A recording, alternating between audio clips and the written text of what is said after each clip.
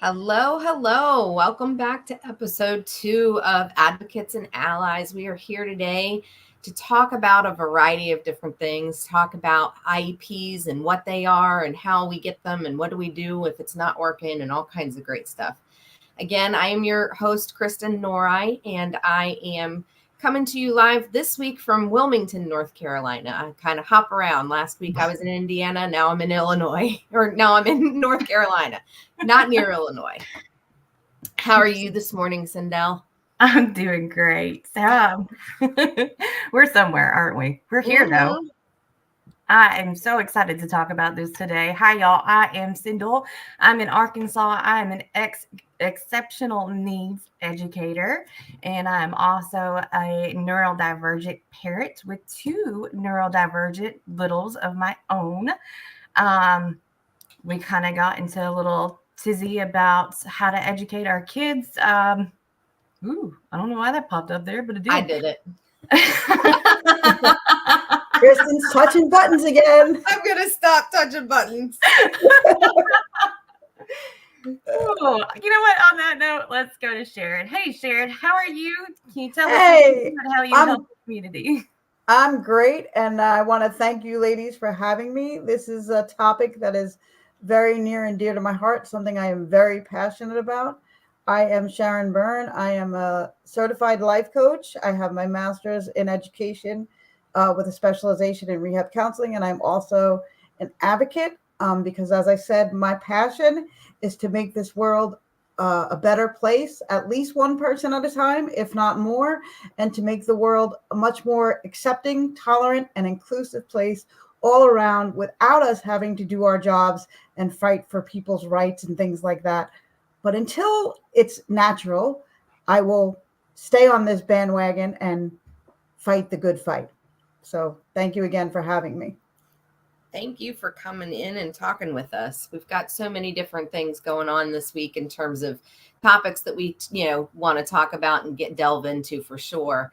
I think one of the things, first of all, I want to say thank you. Ollie is one of the first ones to show up. I see his comment already rolling in. Thank you for being here and supporting us every time. Ollie, your support means the world to me. I really appreciate it. Absolutely. You get a big heart for that one. Yep. And if I had my heart to show you, I would hold that up. Anyway, I just, want to talk quickly about what is an IEP, first of all. And, I think one of the things that happens in special education is all of those acronyms, and IEP is just one of many that falls into this. But individual education plan is what we're going to be talking about today. And that is when a student has been found to have a disability and requires some form of official education plan that is put together by a team of professionals, including the parents and student. That's very important that we include the parents and student in that process because it's about the student. But being able to, make sure that IEP is all inclusive of all of the needs that student may have from their different disability area that, is impacting them.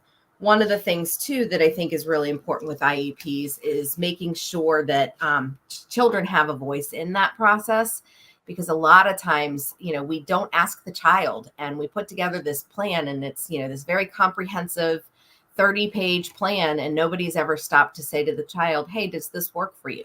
Should this work? And should, how can we help you best in school? A lot of times, even the littles can tell you exactly what works for them and what doesn't work for them. So getting them to speak up and talk about it, absolutely. One of the things that I've created for this process is having co-authored a book with my colleague, Christine Lynn Jones. And that one of the things, there it is, wonderful pop-up right there, Sindel, thank you. You can go ahead and scan that QR code to get to that book on Amazon, purchase it. It is a tier 1 level support, which is basically what that means in the educational world. A tier 1 support is something that's available for everyone. And this is a book that's meant for parents to use in their homes to help support their children, but really help bridge that gap between home and school by helping you become advocates and learn how to speak up for your child and ask the right kinds of questions and do the right kinds of things at home to support both your child and school in that process. So that's something that, I wanted to just kind of put a little shameless plug in there for. But, let's talk now about who benefits from an IEP. That's something that I think is an open door, and I'm going to go ahead and open that up to you, Sharon. What do who would you say benefits most from IEPs? Honestly, I think everybody benefits from the IEP. Yeah. It's not one person over the other. I think teachers benefit from the IEP. I think parents benefit from the IEP. I think students benefit from the IEP. And that's in no particular order. So I'm not putting teachers and there's no hierarchy here. Everybody benefits. I think one of the misconceptions about an IEP, both from an administrative side, a school side, and just a community societal side of the IEP, is the IEP levels the playing field for the identified student with the disability. Because I hate the word deficits, okay? But you're going to hear that said today because that's the wording that we use in terms of how we talk about things. But I can't stand the word deficits, so I'm just going to put that out there. But the IEP levels the playing field where it kind of bridges, it closes the gap that quote unquote perceived deficit, that identified deficit creates. So it's not about favoritism or giving the child with the IEP special, special preference, or making their life easier than the other children. Because I hear that all the time. Why should so-and-so get this? Because they have an inherent difference or difficulty that the other child or children don't have. So you're trying to bridge that gap. That's why. So everybody benefits. And the one thing I want to say about this too is when you put something in place for a child that has an IEP, often you're benefiting the whole class. It's like ergonomic design. Okay. When you put a curb cut in, you're helping people who use wheelchairs. You're helping people who have difficulty walking. You're helping moms with strollers. You're helping people with shopping carts. And so an IEP or accommodations or services are the same thing, but it's just how we look at it. And we're so critical. Society is so critical with, oh no, but this gives this person an advantage. No, it doesn't, because their perceived deficit puts them quote unquote behind in certain areas. So sorry, I'm very passionate about this. I mean, I'm not sorry for being passionate, but it drives me crazy that people think that we're giving these kids, preferential treatment. Right. It's not about that. One of the classes I taught earlier this month has this great cartoon depiction of a bunch of animals sitting around learning how to climb a tree. The lesson is how to climb a tree. And of course, in the mix, you see an elephant, and you see, a monkey and a lamb and a cow and a fish that's in a swimming bowl, in a fish bowl. And the whole point is not all of these people or all of these animals can climb a tree, but yet we shouldn't fail them because they don't know how to. We need to come up with a new way to teach them so that we can get them to that same goal or that same learning goal. Mm-hmm. And that's something that's always, just in terms of inclusivity, I've never understood people who go, oh, well, sorry, that doesn't include you. You're out. Yeah, that's just not fair. And I can't stand that. So you're absolutely right. I think every single person could benefit from having an IEP, whether they have an official disability or not. Everyone has abilities and disabilities. Well, that's the thing. Like I always say that we all have a disability. It's just that some are given a label, and so, some are more obvious than others. Yes. Like my disability, having cerebral palsy and using a wheelchair full time, that's obvious. Right. But somebody that has dyslexia or ADHD or dysgraphia or any of the hidden anxiety, depression, I know that's not it's a mental health diagnosis, but those things can be covered under an IEP or a 504 too, by the way. Yes. And it's often the hidden stuff that people go, no. Yes. But the thing about it is these documents because that's what they are, these documents actually cover any area that impacts somebody's level of functioning to a great degree. So that is part of how you qualify. You have to have a documented diagnosis, and it has to impact one of the major areas of functioning. And there's a whole list of areas of functioning. As long as you have those two criteria, your person or yourself can qualify for either an IEP or a 504. Absolutely. So, And you just said the next three numbers there that I wanted to talk about today, 504s. I don't want to leave that out. 504 plans are so crucial too.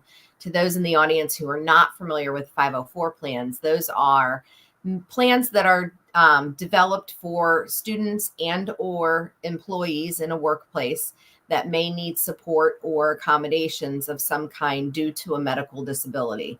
And it doesn't have to be a physical disability that you can see. It can be an invisible disability, like Sharon was talking about. It can have to do with, anxiety, depression, any kind of mental illness, can be encapsulated within that. It could also be for someone that has cerebral palsy, like Sharon was mentioning.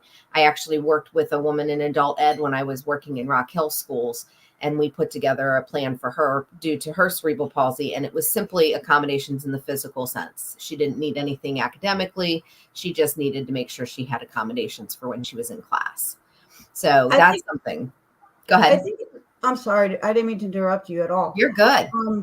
I think it's important that we kind of talk about, the difference between a 504 and an IEP. Yes. So you'll hear two terms being utilized around these documents, and they are, accommodations and services.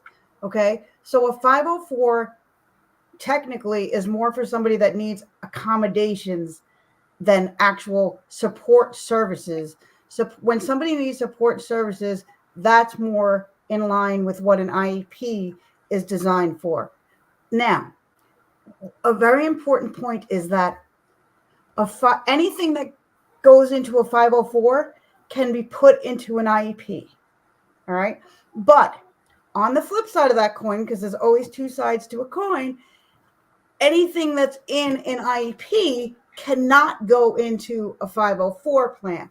So the IEP trumps a 504.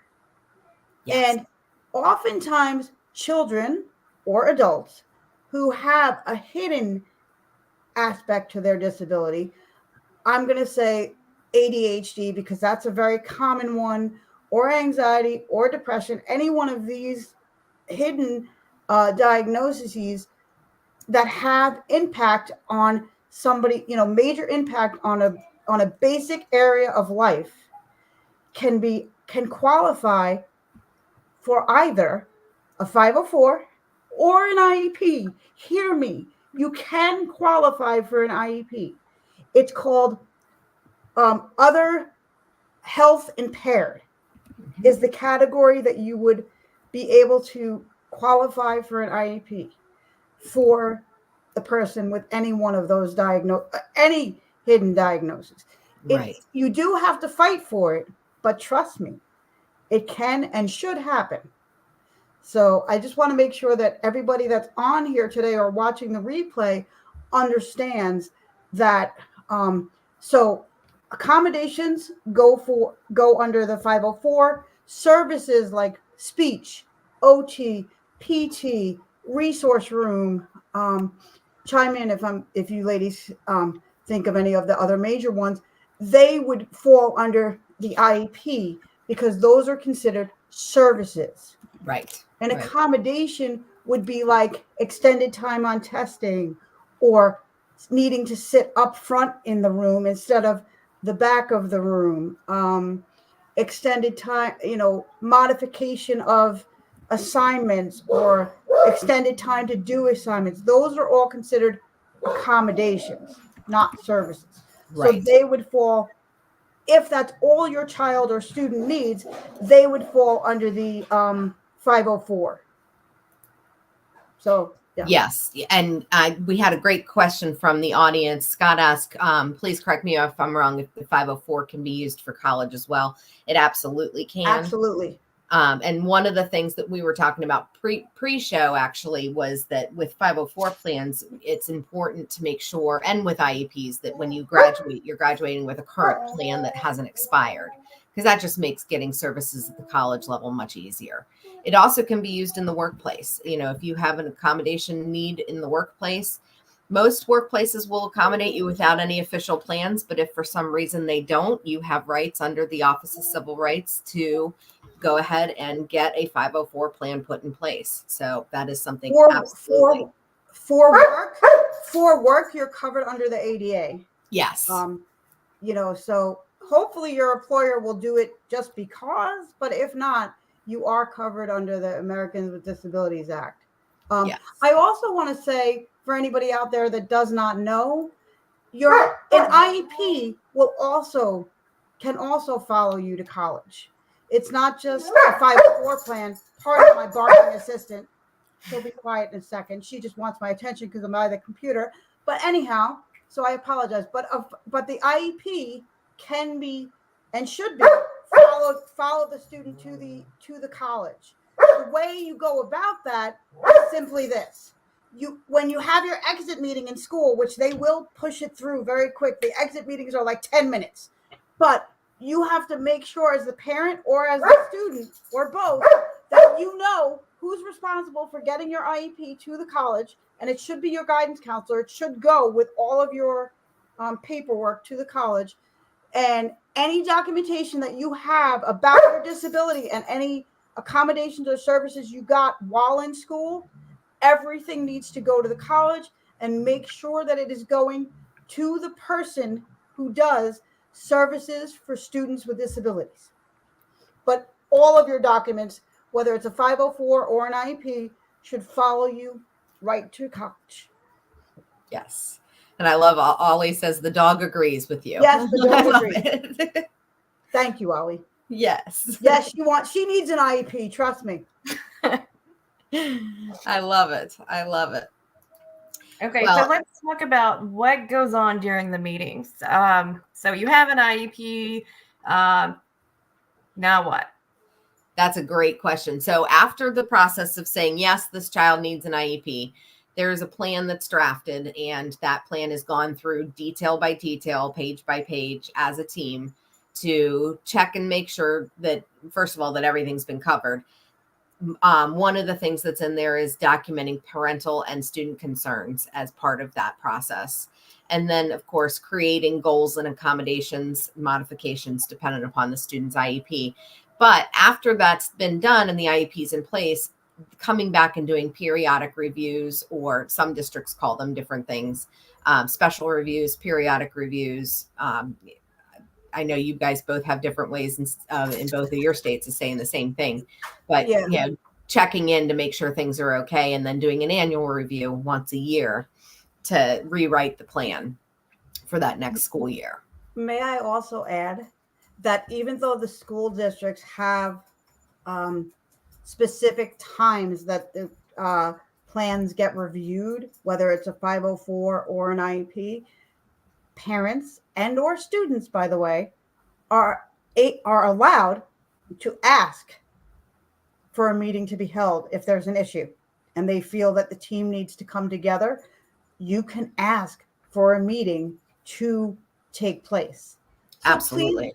Please don't wait. Please don't wait if there's an issue, because it's not the time of year for you to have your meeting. Because let me tell you, I've sat through so many meetings where the issue has been identified by the teachers, the issue has been identified by the parent or the students themselves, and everybody waited. And now that we waited, now we're all in, oh, but it's the end of the year, so next year we'll do X. But meanwhile, this child has been struggling all this time for no reason. So parents and students out there listening to this right now, you have rights. You are an important member of this team. You are actually the most important members of this team, in my opinion. Sorry, teachers and school administrators, not sorry. You are important too. I think we have to remember that we are a team. We're not adversaries here, people. We all have the common goal of helping this individual reach their full potential. So I think that's a big thing that we need to mention here is we need to get over our egos, people. All of us need to get over ego and remember why we're together. And we cannot minimize the information that the parents know and the information that the child knows, the student knows about themselves. And one of the big issues off that right quick. I'm going to piggyback off that right quick. Yeah. Parents, make sure that you're documenting on your child through videos, write things down, whatever you need to do, however you need to document, have it, because honestly, that will save you. You go into those meetings, you have that documentation. That's all you need. Cool. Mm-hmm. They know this skill. We don't have to spend time on this. We can move on. Great. Let's move on. Yes. Yes. And I want to add, as an educator, teachers need to be calling meetings more often as well. You know, there were times that as a case manager that I knew that we didn't have a meeting scheduled for months, but we needed to meet sooner. And there was nothing wrong with being the educator and saying we need to meet sooner too. You know, yes, it's paperwork, and yes, that takes time and effort, but that's what we're there for. That's the whole purpose, is to help those kids and to support our kids the best we can. So, yeah, that's one of the reasons that I ended up deciding to take myself out of public education and take a different angle and approach in helping students, because I just didn't feel like I was seeing enough change in the right directions. So thank you to both of you for adding in on that. I think, you know, the fact that it's a student, you know, students have rights and it's a legal binding contract, you know, that's absolutely critical. And I know, Sindel, we've talked a lot about what do we do when that IEP gets violated. So let me bring that up. How do we handle that when we have, you know, violations occurring and we know that the student's IEP is not being followed? What do we do? How do we handle that? Well, let's talk about what kind of violations we're actually talking about. That's a great idea. That could be anything, because there are a number of violations that could happen, anywhere from failure to attend meetings to what else? I'm going blank right quick. I have it written down. To not monitoring progress accurately or progress at all, to not developing the IEP goals itself. What else? Someone chime in. Go ahead, Sharon. It's a violation, by the way, to not invite the student to the IEP meeting. Yes. The student has a right to say they're not comfortable and they don't want to attend, but the student cannot not be invited, especially when they've reached middle school or high school age. If they're elementary school age, there's a little bit of leeway there as to whether they should be invited or not to the actual meeting. However, no matter what their age, it's a violation not to get their input. And there's ways to get input from students who don't want to attend the meeting or are too young to attend the meeting. There are ways to get their input. So much as so, let them speak to them privately, let them write out their ideas, and then somebody else can appoint somebody to be their representative at the meeting and read their statement. Because there should be nothing about, I have a saying that I've heard in the field and I have adopted it and I say it all the time: nothing about me without me. Absolutely. If we're making decisions about that student, they need to, you know, be able to pitch in and talk about it. When I case managed sixth graders, first of all, I had third graders that attended their meetings, sometimes even younger than that. Now, I'm not saying it's appropriate to bring them in for the entire meeting all the time. Sometimes, you know, just bringing them in for a portion of it is appropriate. But having that student come in and, you know, listen to, here are the goals that we're working on. Here's how we're going to work on it. Here are the services you're going to get. And then here are the accommodations that we think you would help you. A lot of times you get to that list of accommodations and the student says, why is that on there? That won't help me. Or I really could benefit from XYZ. And it's just, you know, something that the team may not have thought of. So they truly do have the best input as far as, what helps them, and the younger we are teaching them and molding them as advocates for themselves, the better off they're going to be. And absolutely, Ollie just said it, bringing them to their autonomy and awareness. They are the main actor in this for sure. Asking a question about testing issues. I'm wondering what exactly. A little bit more. Yeah. We'd love to answer your question. Can you ask a little bit more? I'm wondering if he's referring to getting students tested for learning to have an IEP put into place. Sometimes getting students tested can definitely be an issue. If that's the question that you're talking about.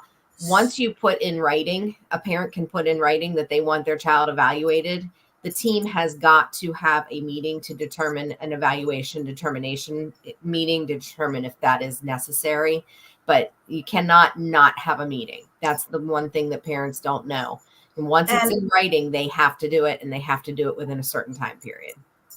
Also, Scott, if you're talking about from the other way, being somebody who needs testing accommodations, that absolutely needs to be in an IEP or a 504, depending on, what the student has. But testing accommodations are 1,000% something that can be covered by either document. And it is a violation if it is not given to the person who's in need of the accommodation or the service. I wanted to talk about violations a little bit more because in a general sense, anything that is in a 504 or an IEP that is not followed is a violation of the IEP or the 504.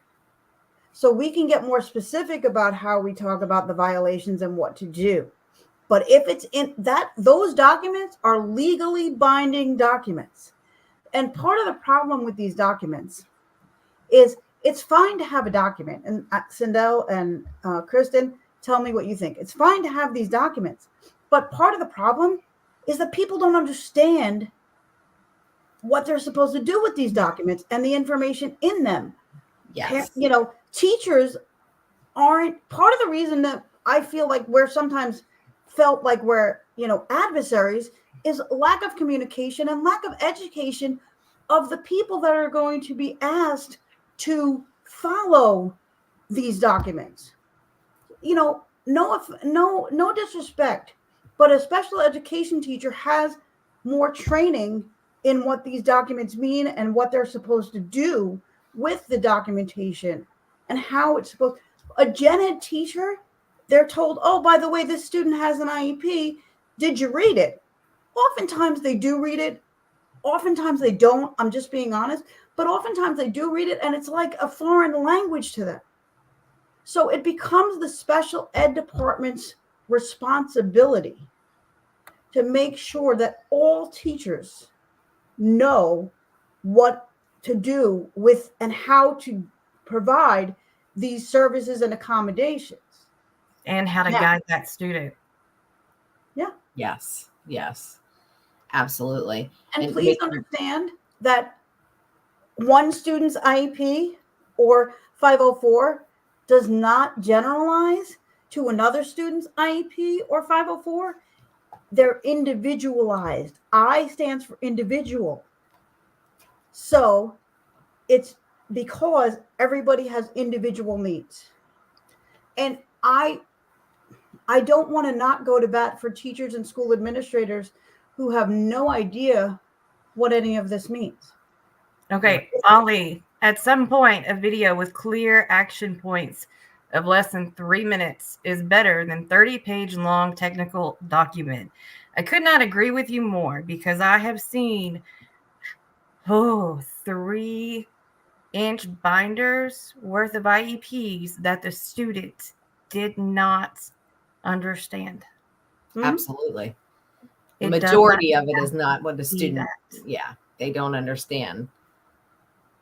Absolutely. That's important too, because it's a document about them. Mm-hmm. And it's also, we have to remember that the students as they're growing up, as they're going grade to grade, they're becoming more aware and they're able to understand more. So if we want them to advocate for themselves, then we have a responsibility to continue to educate them about their diagnosis and how that diagnosis impacts them in their daily life. I have worked for so many students who have anxiety or ADHD or depression, and they have no idea how to articulate what they need or how their situation affects them.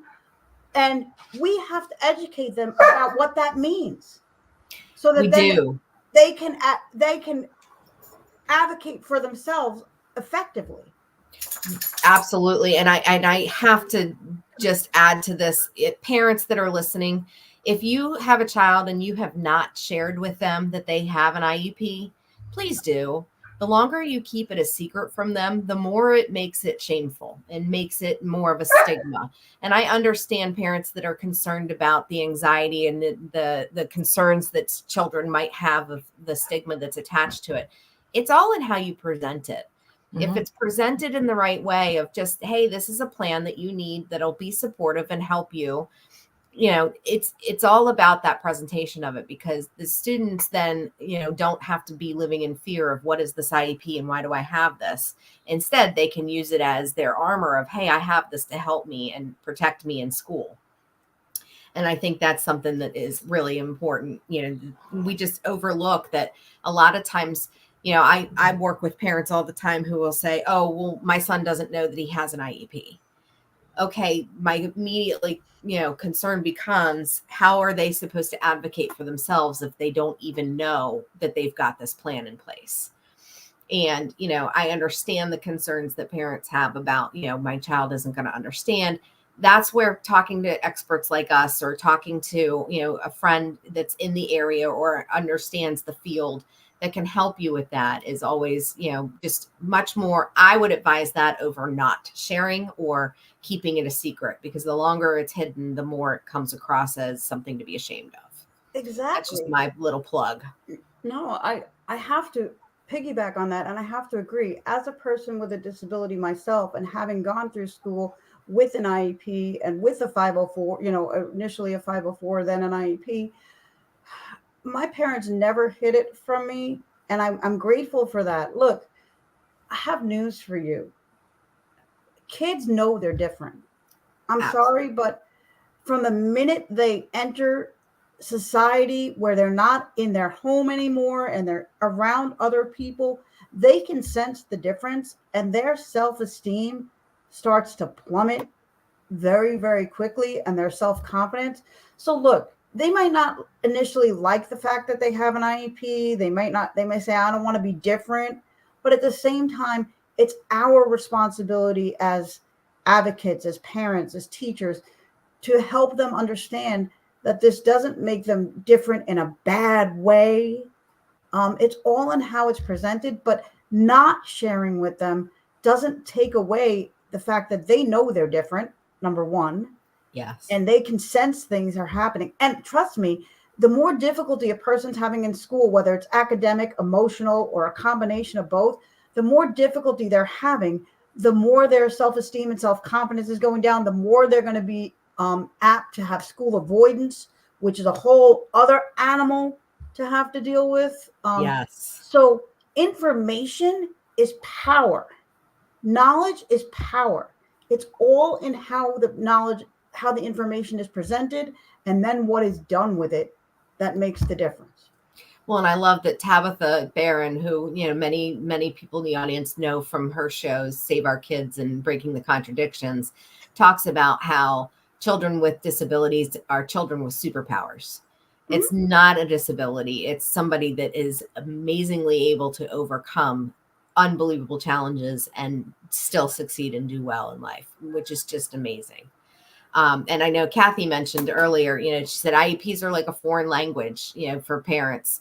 a lot of times they don't understand. It's like a medical doctor trying to explain something to a patient using medical terms. And you're absolutely right. One of the things I used to do as an educator was recreate the IEP as an IEP at a glance. It was a one-page document that broke it down in much simpler language. One for the parents, but I also gave parents and teachers, but I also gave copies to the students to keep in their binders so that they had a quick glance at what their goals were, when their services were, what their accommodations might be. And, every one of them looked a little bit different, but it allowed so much for those kids to have, be able to hop in and advocate for themselves when they needed to. Okay, so we've talked a lot about IEPs and all the paperwork that comes with it. So how often do people keep everything together? Not often enough. Yep. I just am going through an experience now with a colleague, or not a colleague, I'm sorry, a client who has moved a few times and has lost track of different things over the years. And she's trying to get copies of everything gathered back together. It is so hard to keep all of that. So having a system and having a place to keep all of that in one comprehensive place is so key, so that you don't lose track of those things. And having, a binder that has IEPs. May I make a suggestion? I was going to say a binder works, but also in the age that we live in, you can have a folder in your computer that's labeled with the word, your kid's initials and the word school. And when you open that folder, everything is in there. Just drop it in. Now, please back up your computer. Okay. Back up your computer. Because we all know technology fails. Yes. So you don't want to lose all those documents and then have to chase them all down. But they're going to be your saving grace. And the other thing I want to mention is that we should be, parents, teachers, students should be adding to that documentation as time goes on. Anytime you have a conversation with somebody, document that conversation. Anytime you have a request, put that request in writing. If it's done by phone, then please send a follow-up email to your phone call that basically starts out like this.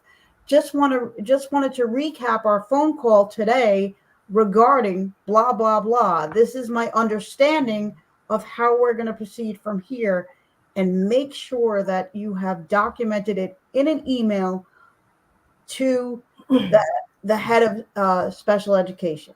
Yes. I know it can seem like it's a pain in the butt and it's a lot of work, but the work that we're encouraging you to do on the, in the front will help support you along the way. And I'm not saying that anybody means to be forgetful or not remember exactly what was said and how it was said, but I've sat through many CSEs, both as an advocate and as a parent, where I know that things were promised or things were said that didn't get followed through on.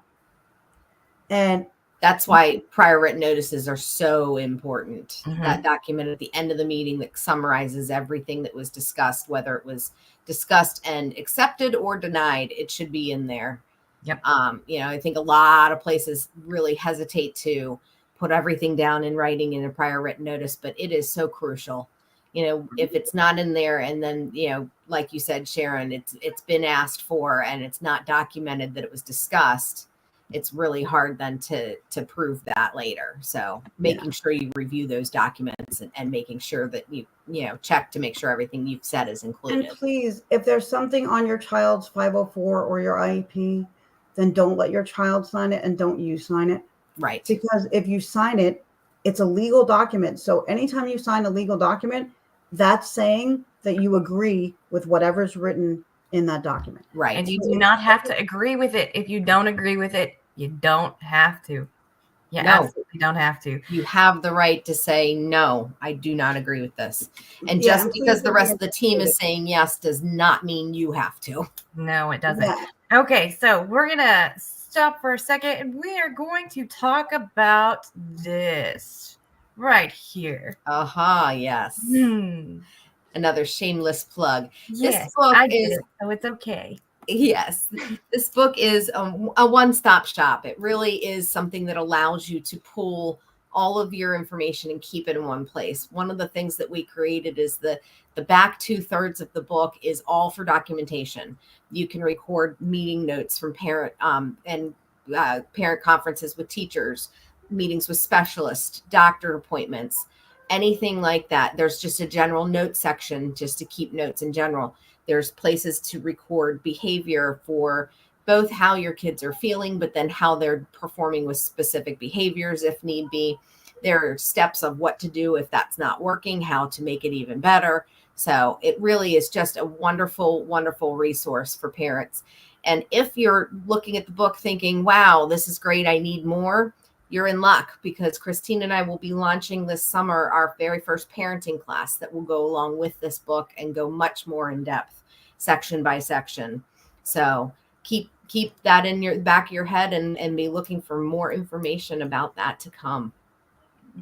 This is a fabulous resource, from taking it from somebody who did not write the book and is not plugging it for themselves. Thank you. I just want to support Kristen and Christine to say that I have seen the book. I know the information that's in there, and it is a fabulous resource. I also want to let everybody know that IEPs are like foreign languages many times to parents, teachers, administrators, even to the students.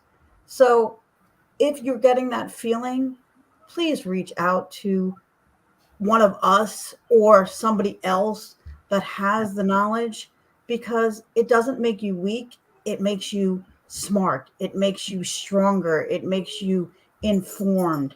And none of us have to do this alone. It's a very lonely, isolating journey sometimes to go through the IEP process with your special needs person. And I know, speaking as a special needs parent, that I have cried myself to sleep at times, and I am in the field. I do this for other families, but speaking as a parent, I have to put that in there, that you don't have to do this alone. You really don't. And there is strength in numbers. I hate to say it, but even if you're the parent who advocates fabulously and usually can get what you need for your child, sometimes you're going to hit a roadblock, and it's okay to reach out to somebody else, because sometimes when somebody else is doing the talking for you or with you, you're heard more clearly and more effectively, and you're able to just deal with your emotion part of it as the parent or as the whatever your role is to the person, and let the other person do the intellectual sort of not emotional part of the talking. And I just want to make sure that gets mentioned here too, because it's not an easy process. And I don't care if you're just starting out or if you've been doing this for the last 10 years. It doesn't matter. It's not an easy process all the time. And I think parents are led to believe, and even teachers are led to believe, that once the documents are there, it's an easy, just smooth process. And it's not. The road's just getting started. It's always evolving. Right. The person is always evolving. Absolutely. Okay. So we are almost at the end of the show. Real quick, we want to say, because it is Special Olympics time. Yes. And tomorrow, I'm actually taking a break. I'm going to go cheer on my little, because she is participating in her second Special Olympics. Awesome. She'll be watching this later. So good luck, Bex. Have fun. Good luck. You can do it, Bex. You got this. To everyone else who is participating, have fun. Do your best. We believe in you. Absolutely. Next week, Kristen, what do we got going on? Or not next week, the week after next. What do we got going on next? We actually have another conversation looking more specifically at a two-parter, because the next time we meet, it's a 5th Tuesday of the month. So it's not a typical week for us to have a session. So we are going to be kicking off a two-part why and how to advocate for your child. Part 1 will be on April 30th, and then part 2 will be that following May 7th, that following Tuesday. Why and how to advocate for your child, which there is so much that we can get into and talk about within that topic.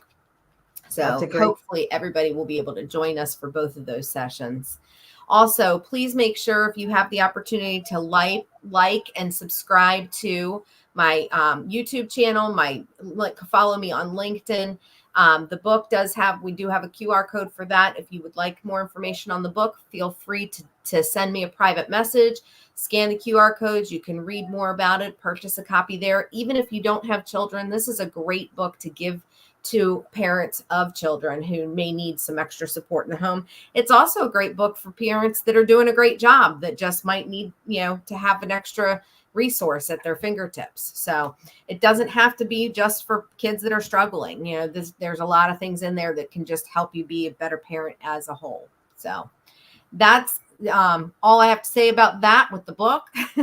I appreciate everybody chiming in and coming in and talking with us today. I know you guys have really shared a ton of information today with us, and thank you both for coming in and joining in.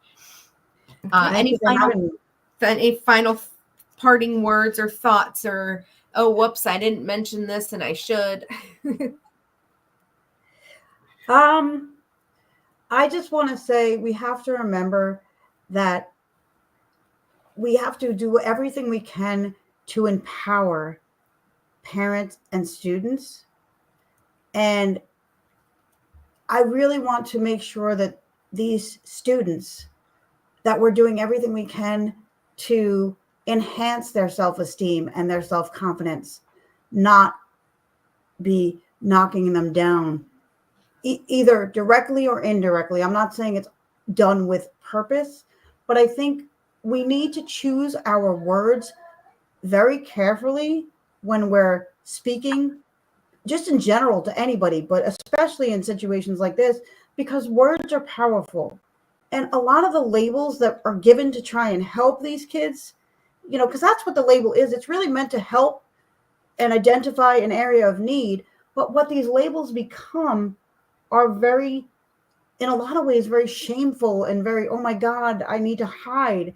So a lot of these kids wind up losing their voice, and they don't want to advocate for themselves, and they just want to go be like a turtle and go into their shell. And it's our job to bring them out of their shell and help them find their confidence. We all have assets, talents, and gifts, and we need to start focusing on, we can't ignore the quote unquote identified deficit. We need to acknowledge it, and we need to help, shrink it if we can. But it doesn't have to become the focal point. We also need to focus on their assets, talents, and gifts, because any one of us, whether we have a diagnosis or not, none of us go, I stink at math, I'm going to become an actuary. Okay. Right. I never said to anybody, I'm going to be an actuary or an accountant, because I know math is not my strong suit. So we need to start celebrating the gifts that all of these individuals are meant to bring into the world, and help them, empower them to bring those gifts out. Ollie, you just make my heart so happy. His comments are wonderful. Ollie, your comments are just great, and I'm so glad you're here. Yes, I love that we are wordiers. Yes. Warriors. I love that. Yeah. All of his wonderful play on words are wonderful. Thank you, Sharon, so much for coming and joining us today. Ollie, Scott, Kevin, Kathy, thank you. Yep. Melissa. Yes, Melissa. Thank you all for coming. We appreciate y'all so much. And whoever was here that did not comment, we thank y'all for coming and sitting and with us and spending your time. I'm going tongue-tied, but thanks. Absolutely. So much. And do you have anything else to say? Just reach out anytime, contact me through, DM, or, just send me a message if you have questions. I'm always happy to meet with people and chat. Always happy to help however I can. So connect with me if you're not already. I echo everything Kristen just said. You can DM me on LinkedIn, DM me on Facebook. I'm happy to help any way I can. And I think that the more we all work together, the better this world's going to be. Absolutely. Absolutely. Well, thank you again, Sharon, for coming on today. I appreciate you taking the time out. And thank you, everyone, for joining us. Y'all have a great couple of weeks. We'll see y'all next time. Bye, everyone.